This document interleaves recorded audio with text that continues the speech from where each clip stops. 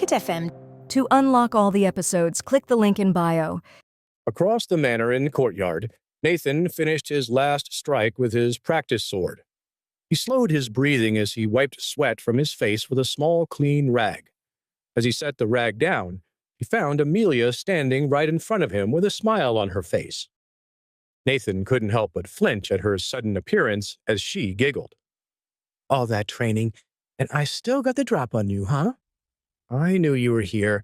I just didn't expect you to be right in front of me like that. Sure you did.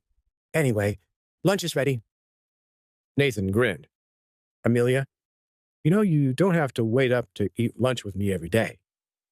What am I supposed to do? Eat alone and stare at the family tapestry? It's not even that interesting anyway. What? Is the Hayfield family history not thrilling enough for you? Unfortunately, I'm worried it's about to be. Hey, you're probably right. In a few months' time, I fear there will be many more battles inscribed on it. As long as they show you and Father standing victorious, I won't mind. Anyway, enough of politics. I'm hungry enough that I'll start without you and eat up all the pies myself. Amelia rushed inside without another word as Nathan shook his head and slowly wiped the sweat from his arms. I'm not joking. Hey, wait a second. I'm coming. Nathan couldn't help but speed up his dry-off. He threw down his wooden sword toward an apple tree on the edge of the courtyard. Crack! The wooden blade embedded itself perfectly into a scarred spot in the trunk where Nathan kept it. Nathan turned and rushed after his sister into the manor. Amelia laughed dotingly over her brother as he entered the dining room behind her and raced her to the table. In reality, Amelia always waited for her brother before she ate, whether it was breakfast, lunch, or dinner. She had no interest in eating without him. Even when Nathan's training made him hours late, he found her patiently waiting by torchlight at the supper table. After a few nights of this, Nathan had quickly learned how to maximize his efficiency while training in order to make it to meals on time. Here, let me fix that for you. Amelia, stop it, please. I'm not a child anymore. Just hold still a moment, then we'll eat. Nathan stewed as Amelia tried in vain to slick down a cowlick in his hair. Amelia was nearly 6 years older than Nathan, and was thus almost 20 years old. Although their father would never force Amelia to marry someone she detested, it was nearly the time in a woman's life when she would typically be urged to find a husband. In the kingdom of Calandria, it was common for lords to demand their daughters marry at some point in their early 20s. But on top of their father's common sense that such things were foolish, they all knew that Amelia couldn't be forced to do anything she disagreed with. Besides, as far as Nathan knew, Amelia had yet to meet a suitor she didn't openly detest, let alone like. Over the past 2 years, she'd rejected nearly every eligible bachelor in town. At one point, Ulrich had tried to tell her to give the boys a chance, so she had challenged them to a competition. If any man in town could dress a minor wound faster than she could, she would let them take her out to dinner. So far, not in the least bit due to Sir Yara Shira's teachings, she had yet to leave the manor for a dinner date in town. Instead, Amelia occupied her time with her family. Outside of the hours at the medicine garden or with Sir Yara, Amelia mothered Nathan and took care of arranging the household for their father. This made both Nathan and Ulrich feel extremely guilty. They both felt as if they were holding her back. Nathan suddenly grimaced as he ate his food. Is everything all right, Nathan? I know I might have overcooked things a bit today. No, not at all. It's perfect, Amelia. Thank you for lunch. Why should she have to feed us and look after us each and every day? She should be going off and living her own life. Suddenly, a family guard approached them. Apologies, my lady and young master, but your father requests your presence immediately in the living room. Nathan and Amelia looked at each other with puzzled expressions. A glass shattered. As Nathan and Amelia entered the living room, they immediately knew that something was off. Ulrich's wineglass lay shattered on the floor, as if he'd been shocked by something unexpected.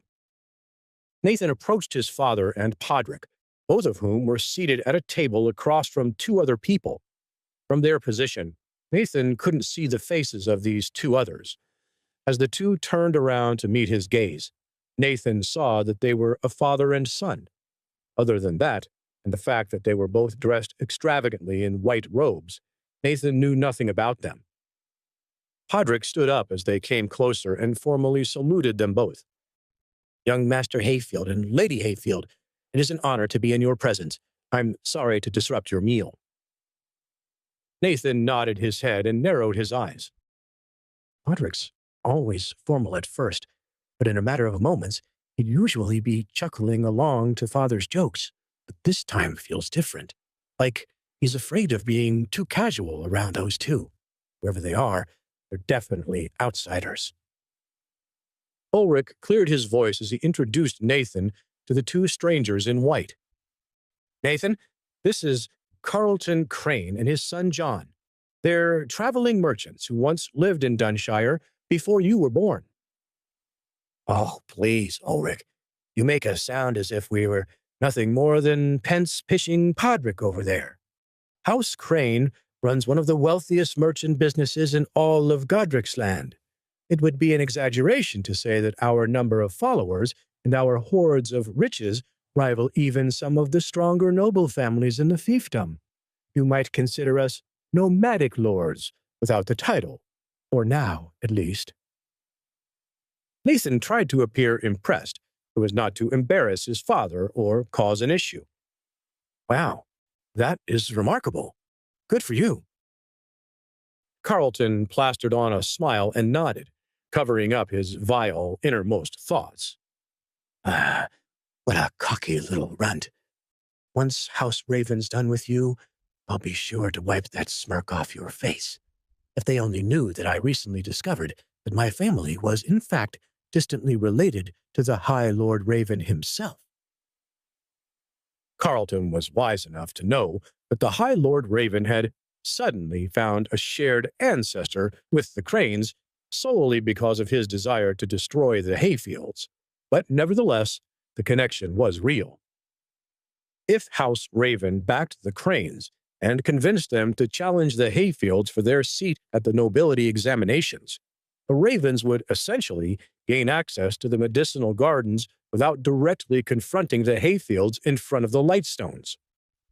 Carlton chuckled to himself as he thought of the High Lord Raven's cunning.